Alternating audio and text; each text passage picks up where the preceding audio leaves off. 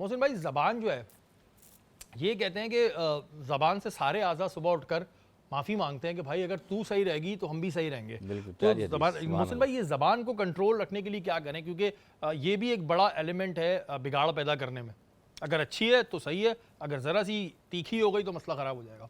अच्छा, ये बात बिल्कुल आपने ये हदीस खुद ही प्यारी, बहुत प्यारी बयान फरमा दी। देखें, मैम याद रखिएगा कि ज़ुबान जो है ना, ये ऐसा हथियार है कि ये जब चल जाता है तो ये तीर जब निकल गया मिसाल तौर पे, फिर वापस लाना बड़ा मुश्किल हो जाता है। बिल्कुल। और इसी वजह से फरमाया गया कि जब आपने ज़ुबान से किसी चीज़ की अदायगी कर दी और वो गुनाह का irतिकाब कर दिया, तो फिर आप वो गुनाह अल्लाह ने लिख दिया आपके नसीब में। अब इसका आपने कहा कंट्रोल कैसे किया जाए, तो सबसे आसान तरीका ये कि अपनी ज़ुबान को अल्लाह के ज़िक्र से तर रखें। बेशक। यानी जितना हो सके आप अल्लाह का ज़िक्र करेंगे तो ये ज़ुबान इंसानी फितरत है, जो इंसान जो ज़्यादा अमल करता है तो आज़ा भी वही अमलियात करना शुरू हो जाते हैं। तो इसी तरीके से ज़ुबान जितना अल्लाह का ज़िक्र करेगी, क्योंकि अल्लाह ताला ने फरमाया फ़स्कुरूनी अज़्कुरुकुम, तुम मेरा ज़िक्र करो मैं तुम्हारा ज़िक्र करूँगा। यानी जब ज़ुबान आपकी ज़ुबान अल्लाह के ज़िक्र कर रही होगी तो अल्लाह ताला आपको भी याद कर रहा होगा।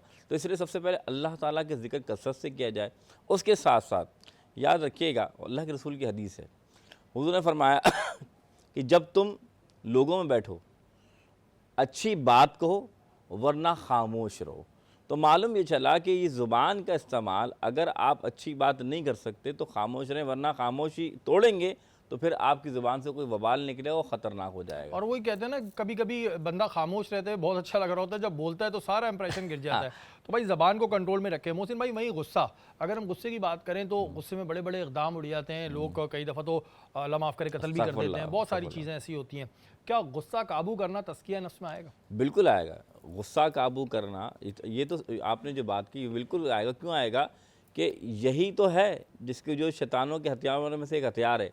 आपने इसी हथियारों पर तो कंट्रोल करना है। और इसका तरीक़ेकार क्या है, जो फ़ुक़हा ने फरमाया और जो सूफिया ने फरमाया कि जब आपको गुस्सा है, अगर आप खड़े हैं तो बैठ जाएं, अगर बैठे हैं तो लेट जाएं, और फिर भी गुस्सा नहीं कंट्रोल तो आप वज़ू कर लें और दुरूद शरीफ की कसरत करें, क्योंकि इससे क्या होता है, गुस्सा कंट्रोल में आता है। और सबसे पहले आपने क्या करना है, जैसे ही गुस्सा है, ला हौल वला कुव्वता इल्ला बिल्लाहिल अलियुल अज़ीम, कि आपने पढ़ना कि शैतान आपको उस वक्त इतना वर्गलाएगा, इतना वर्गलाएगा कि आपकी ज़ुबान से वो अल्फाज अदा शुरू हो जाएंगे जो आप अपने दिमाग या आप चाहते भी नहीं है बोलना। तो सबसे पहले तो आप इसको कंट्रोल करने की, क्योंकि याद रखिएगा नफ्स जो है ना, जैसे लफ्ज़ नवामा जो है, इसमें ये फितरत पाई जाती है कि इंसान गुस्से में वो कुछ कह यार, फिर बाद में उसको याद आता है कि यार मैं रिग्रेट होता है बहुत, कि यार मैंने क्या कह दिया, मुझे ये बोलना चाहिए था, ये नहीं कहा।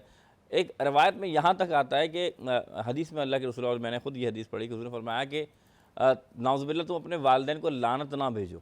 तो सहाबा कराम ने इसकी असल इससे क्या मुराद फरमाया, जब तुम किसी के वालिदैन को गाली देते हो, गलत कहते हो, और वो तुम्हारे वालिदैन को कुछ कहता है, तो समझ लो ये तुम्हारी तरफ से लानत हो गई। तो मुराद ये कि अगर आप ज़ुबान से गलत बात निकालते हैं तो ये आपके ऊपर ही आ रहा होता है। और एक रिवायत में यहाँ तक कि जब आप कोई गलत अल्फाज निकालते हैं, मैंने आज ये बात एक अपने भाई को भी समझाई थी कि अगर आप गाली किसी को देते हैं तो आपकी जो अच्छाइयाँ हैं ना वो उसके पास चली जाती हैं, और उसकी जो बुराइयाँ हैं वो आपके पास आती हैं। आप सोचेंगे आपका अकाउंट भरा पड़ा है, पैसे भरे पड़े। मोहसिन भाई, ऐसे तो बहुत सारे लोग हैं हमारे इर्द गिर्द जो बात बात पे गालियां बकते वही हैं, मैं उनको आपसे आदत होती है जी बात बात पे गाली बकनी है। तो उनको यही तो समझाना है कि भाई तुम्हारा अकाउंट बैंक फुल भरा है और अचानक खाली हो जाए और तुम्हारे अकाउंट में सिर्फ कर्जे ही आ जाए कि भाई फलां करा, तो फिर तुम क्या होगे, तुम तो एकदम शॉक जाओगे। उनका ये कहना होता है कि जी जब गाली देने से वजू नहीं टूटता तो फिर क्या है, वो तो कहते हैं गाली देने से वजू भी नहीं टूटता नहीं, हमारा। वजू, अच्छा वजू नहीं टूटता, ये बात करते, लेकिन गाली देने से जो रूहानी, जो अल्लाह ताला की मोहब्बत और मार्फत है वो ख़त्म हो जाती, तो वो नज़र नहीं आ रही। मिसाल के तौर पर एक बंदा, अभी आपने कहा जब तक खामोश है तब तक बहुत अच्छा बड़ा प्यारा है। अगर यही ज़ुबान जब वो गलत बात करती, फिर आपने ये भी हदीस सुना दी कि ज़ुबान टेढ़ी हो गई तो आधा टेढ़ हो जाएंगे। हुज़ूर ने फरमाया है कि याद रखिएगा, जो तुम वमन यामल मिस्काल ज़र्रतिन खैरा, जो तुमने खैर कहा, जो तुमने शर कहा, उसका जवाब देना पड़ेगा। तो ये तो नहीं है कि वज़ी नहीं टूटा, लेकिन इससे जो अल्फाज निकले उसका हिसाब तो देना है ना। तो हिसाब जब दोगे तो दे लोगे। वज़ू को देख रहे हो लेकिन ये चीज़ नहीं देख रहे कि तुम्हारे को हिसाब भी देना है। तो फिर मैं आपसे अर्ज़ करूँगा कि आप जो लोग ये काम करते हैं कि यार इससे काम नहीं बनता, ऐसा नहीं है।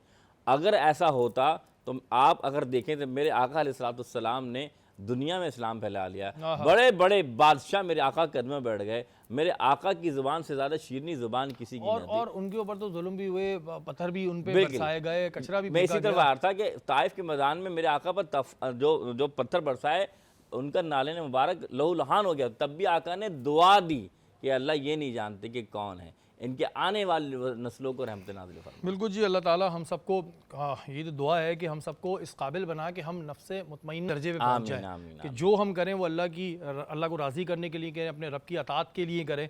और ज़ाहिर है बहुत सी चीज़ें होती हैं, वक्ती तौर पर हम पे शैतान आता है, बाद में हमें ये रियलाइज़ होता है कि हमें नहीं करना। तो उसका एक और तरीका है, बहरहाल मैं तो बहुत छोटा सा इंसान हूँ, लेकिन जब भी आपको कुछ ऐसा अटैक फील हो रहा हो कि गुस्सा आ रहा है, कुछ हो रहा है, तो आपके जहन में ये आना चाहिए शैतान मुझे भड़का रहा है, शैतान मुझे भड़का रहा है, शैतान मुझे भड़का रहा है। 3 दफ़ा ऐसा करके देखें तो शायद कुछ कमी आए। यही सोचें कि बस ये शैतान मुझसे करवा रहा है, मैं नहीं कर रहा, तो शायद जो है कुछ कमी आए।